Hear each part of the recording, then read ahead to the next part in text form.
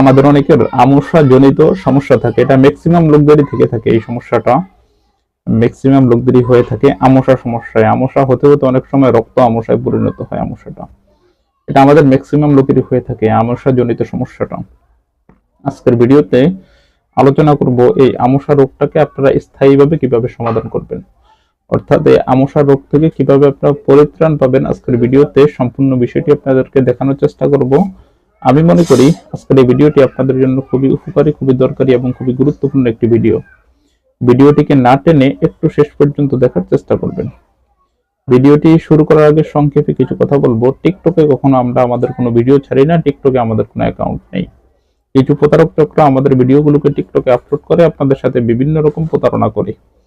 প্রতারক চক্র থেকে সাবধানে থাকতে স্ক্রিনে দেওয়া 3355 নাম্বারে ভিডিও কল দিয়ে কনফার্ম হয়ে তারপর আমাদেরকে কল দেবেন। চলুন তাহলে কথা না বাড়িয়ে ভিডিওর মেইন আলোচনায় আসতে পারি। দর্শক, আমসাজনিত যে সমস্যাটা বা আমসা নামক যে রোগটা, এটা আমাদের ম্যাক্সিমাম লোকেরই হয়ে থাকে এবং হয়।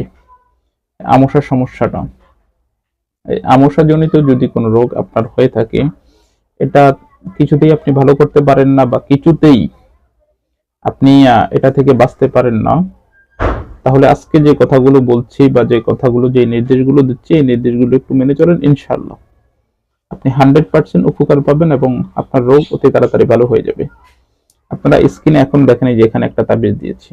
স্ক্রিনে যে তাবিজটি এখন আমি দিয়েছি, এই তাবিজটিকে প্রথমে একটি কাগজে টুকরা লিখবেন। লিখে যে লোকটা আমসায় আক্রান্ত বা আমসাজনিত সমস্যা আছে যে লোকটার, ওই লোকটার কোমরে তাবিজটি বেঁধে দিবেন। এই তাবিজটি বেঁধে দিবেন।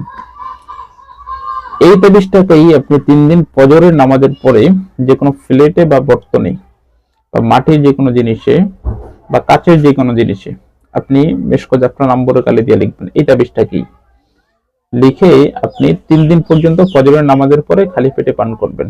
আপনার কাজ এতটুকু। ফজরের নামাজের পরে খালি পেটে আপনি পান করবেন, আপনার কাজ এতটুকুই।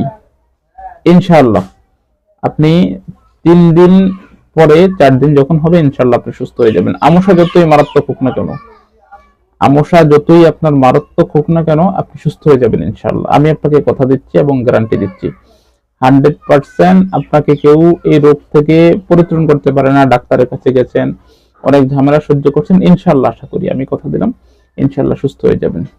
আশা করি বিষয়টি বুঝতে পেরেছেন, মেনে চলবেন, উপকৃত হতে পারবেন। ধন্যবাদ। আসসালামু আলাইকুম ওয়া রাহমাতুল্লাহ।